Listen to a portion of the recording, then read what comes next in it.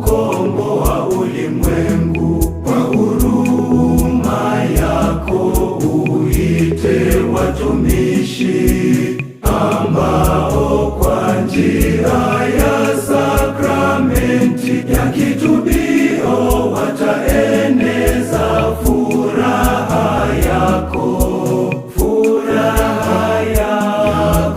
kwa watu.